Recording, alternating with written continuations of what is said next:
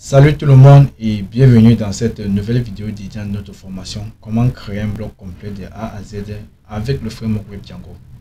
Si vous vous rappelez, dans la vidéo précédente, nous avons vu comment implémenter les hashtags, mais jusqu'à présent, seule l'administration a pour capacité de taguer nos publications. Maintenant, ce que nous voulons, c'est de donner la possibilité à chaque utilisateur de pouvoir taguer ses propres publications, comme ce que vous voyez sur Twitter ou sur Instagram, n'importe quoi. Ok, donc l'utilisateur pourra donc taguer ses publications. Ok, je me suis donc servi de cette documentation que vous voyez là pour pouvoir donc implémenter dans ces différents tags. Et ne vous inquiétez pas, je mettrai le lien en description de la vidéo pour que vous n'ayez pas à le chercher plus loin.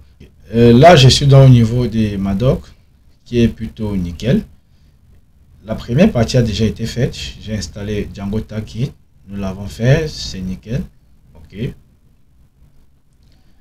Suivant, on me dit ça c'est le form. Voilà comment est-ce que je vais utiliser ça dans mon contrôleur. Et ceci a déjà été fait. Donc il ne reste que celui-ci, ce qui sera bientôt fait. Je vais donc aller dans mon éditeur de test. Je pars dans mon application blog. Je me rends dans form. Ok. Ici là. Au niveau des formes, je vais chercher dans post form qui est là, je vais ajouter dans tag. Si j'ajoute tag,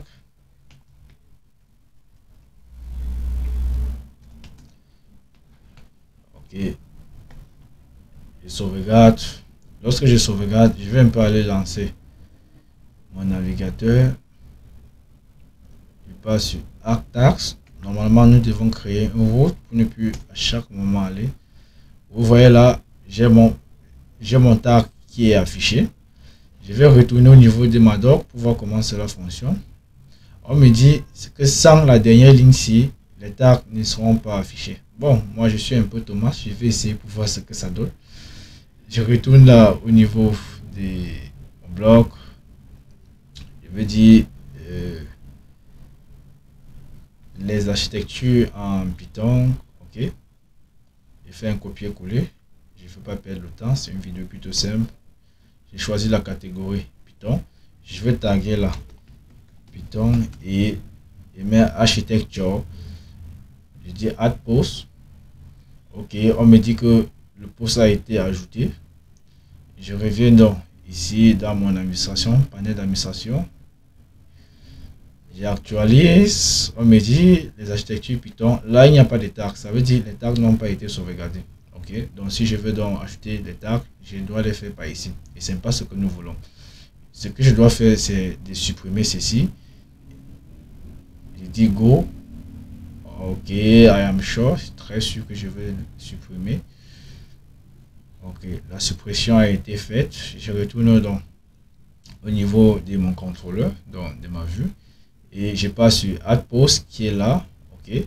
On me dit que je ne dois pas me servir de l'instance object, c'est ce qui est au niveau de la doc.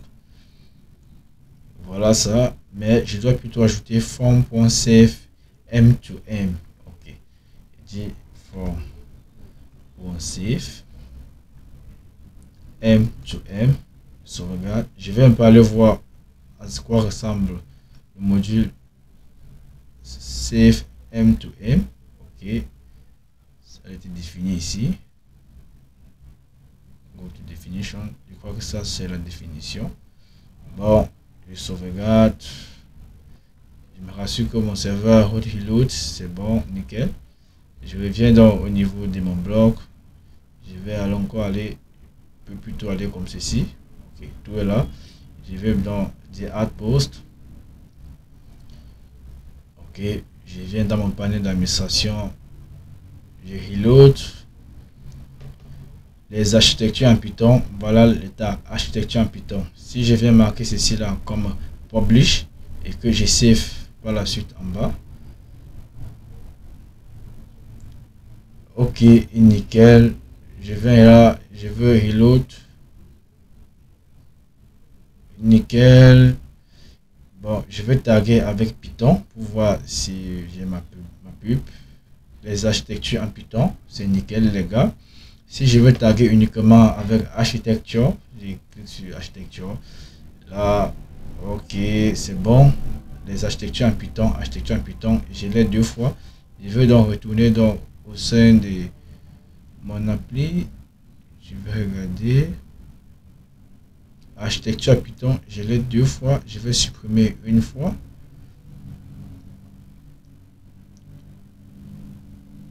I am sure. Ok.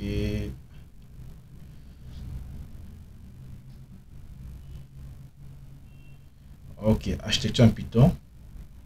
Python. Ok. Python. Ok. Ce que nous pouvons faire par la suite, c'est essayer de faire comme ce que nous faisons parfois dans des plateformes, peut-être comme YouTube ou bien Twitter. Lorsque tu tags ou bien tu sépares des tags avec des virgules, que cela soit entouré peut-être d'un petit cercle. Ok. Lorsque nous allons aborder le JavaScript, nous allons donc l'implémenter ici. Ok, tout marche plutôt bien. Là, j'ai pu taguer mes publications Python. Ok, architecture. Merci d'avoir regardé cette vidéo jusqu'à la fin. Nous avons pu donc taguer nos publications avec le mot architecture et ce qui est plutôt génial, même s'il manque un H là, mais ça c'est pas grave. D'ici là, n'oubliez pas de commenter, de liker et de partager. Ciao.